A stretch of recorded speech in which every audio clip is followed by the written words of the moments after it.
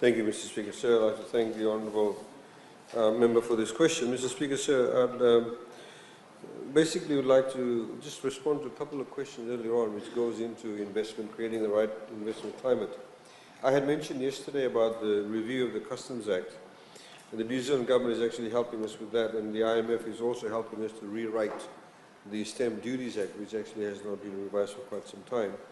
Honourable Randondo had also raised the issue because, again, it goes about economic empowerment and leads on to creating stability and indeed giving those who perhaps may be in the margins of society to give access to economic activities. The writing of wills she had mentioned.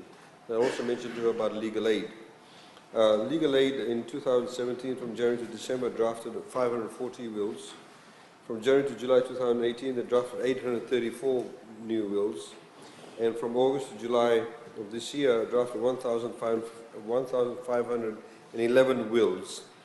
So apart from doing all the other services, they do provide the service. Mr. Speaker, sir, the reason why I thought I'd highlight that is because it's creating the right environment for everybody to participate in particular in economic activity. Mr. Speaker, sir, over the past 10 years, from 2008 to 2017, investment has averaged around 20% of GDP, which in today's dollar means an investment level over $2.2 billion annually. Government has increased during, investment has increased during this period, government's investment. However, the private sector and FDI, including FDI, has also remained high and continues to be a major component of the total investment. Of this level of investment, the components are broken down accordingly, Mr. Speaker, sir. 2/3 of the total investment is by the private sector, of this 20%, followed by government at rates of about 20%, and the public statutory bodies contribute about 10%. The value of the private sector investment has substantially increased from $609.1 million in 2007 to around $1.15 billion in 2017. The key lead and lag investment indicators have shown significant growth. The total value of work put in place has registered double-digit growth since 2013. Both the number and value of building permit issued has increased.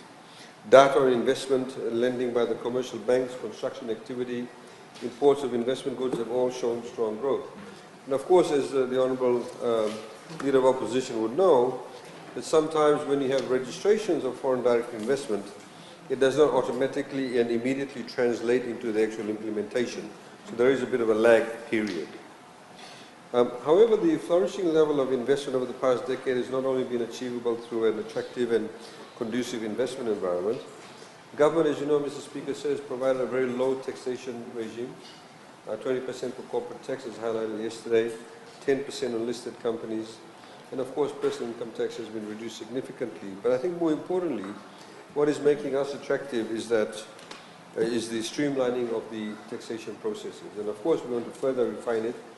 I think Honourable Prasad, unfortunately, is not here, has said that we don't actually acknowledge things that need to be done. We've always said that. What we're saying is we continuously are seeking to improve. And it's not about sort of politically holding on to it. The reality of the matter is that if we want to survive in the 21st global world, you have to continuously remodel yourself. Continuously be thinking about how best to do this next. And what is the next best thing to do? The example that I gave was, a few years ago when I visited Singapore, it used to take them at that point in time 15 minutes to register a company. 15 minutes. But they thought it was too long. The period was too long. Their target was 3 minutes. So, I mean, this is how we need to be able to, use those kind of benchmarks to be able to aspire to. Of course, government is very mindful of the need to maintain high private sector investment, Mr. Speaker, sir. So as we've said, in this year's budget, as we've seen, we've invested quite significantly in the area of digitalization. We're working again with the Singaporeans who are proving to be very good partners. They have a good track record. Of course, as announced with the Business Reform Committee, a range of taxation initiatives were also, Mr. Speaker, sir, announced in the budget. For example, we've got new incentives if you build new warehouses, specifically, or if a business that builds a warehouse, ICT, hotel investments. And one area that we are quite excited about is in the area of aged care and retirement villages.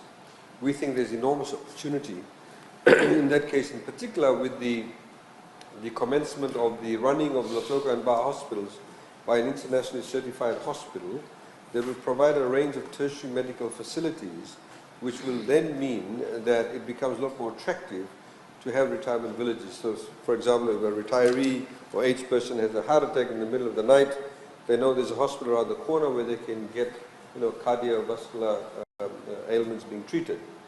So, as we've highlighted that in the services sector, we think there's a lot of opportunity for Fiji. There has been a joint economic trade group that has been put together, a group of academics by the Australians, and they are yet to give their report.